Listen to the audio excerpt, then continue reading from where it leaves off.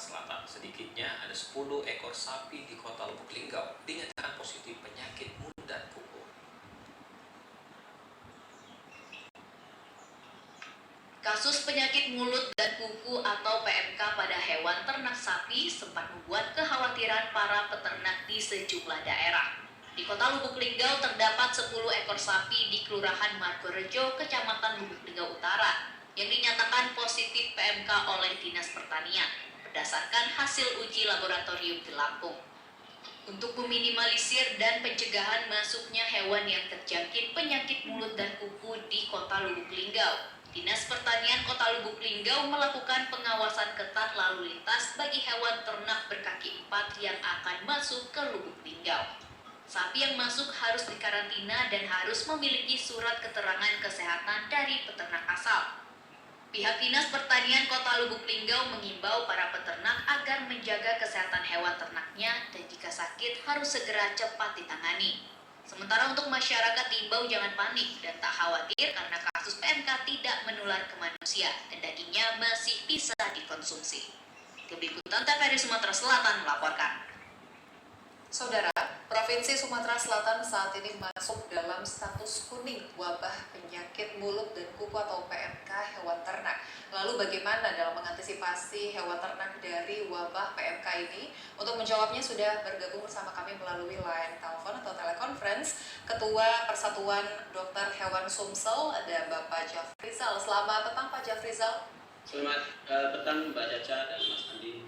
Baik, Pak Jafrizal, sejauh ini bagaimana penanganan dari hewan ternak yang terjangkit penyakit mulut dan kuku atau PMK ini, Pak?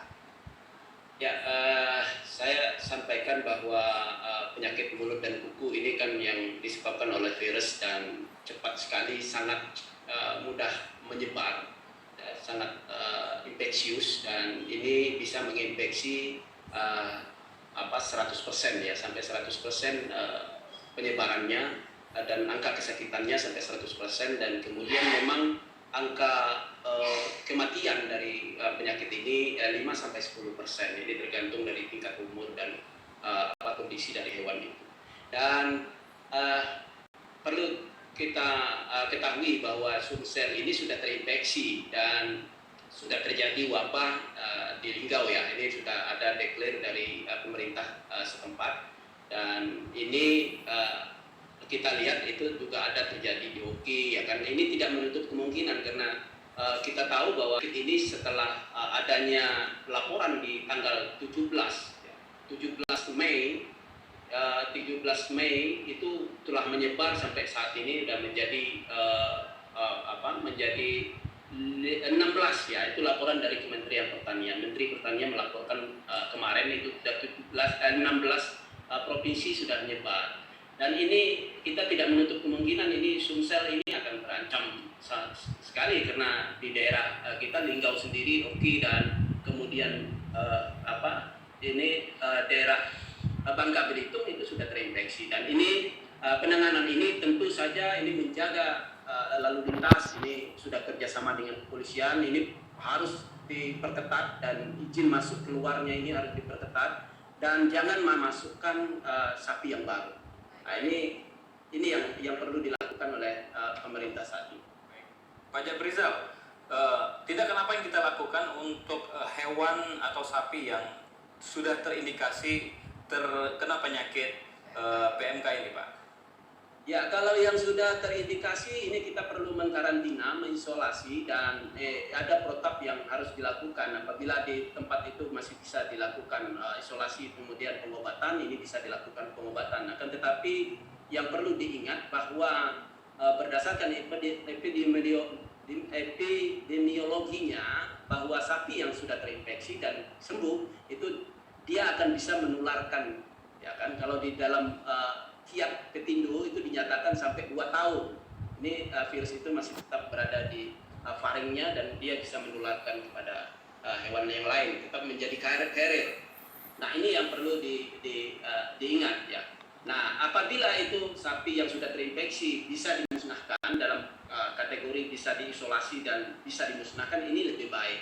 Kan tetapi pemusnahan ini di dalam Undang-Undang nomor 14 tahun 41 2014 terkait dengan peternakan dan kesehatan hewan, bahwa hewan yang terinfeksi ini tidak dapat kompensasi. Ini yang jadi persoalan, dan akhirnya petani atau peternak yang memiliki sapi yang terinfeksi tidak akan melaporkan karena apabila dilakukan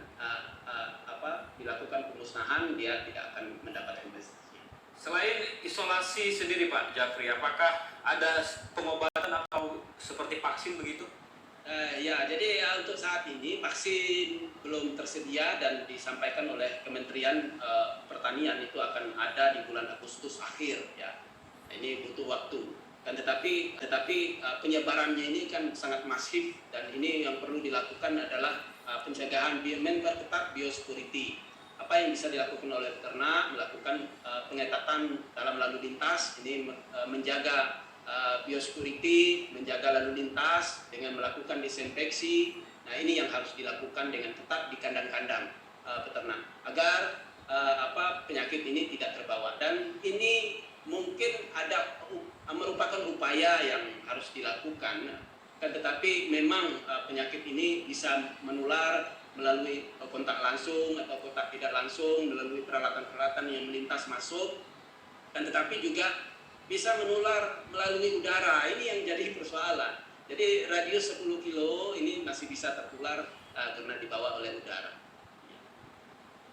Oke, terima kasih banyak Pak Dr. Hewan Jafrizal telah bergabung bersama kami, Ketua Persatuan Dokter Hewan Sumatera Selatan melalui sambungan telekonferensi. Semoga wabah ini cepat berakhir ya Pak ya, dan tentunya mengurangi keresahan dari masyarakat dan juga para peternak. Terima kasih Bapak telah bergabung bersama kami dalam Sumatera Selatan hari ini, dan selamat beraktivitas kembali. Semoga sehat selalu. Ya, selamat sore. Sore. Dan saudara, kita akan ikuti informasi selanjutnya.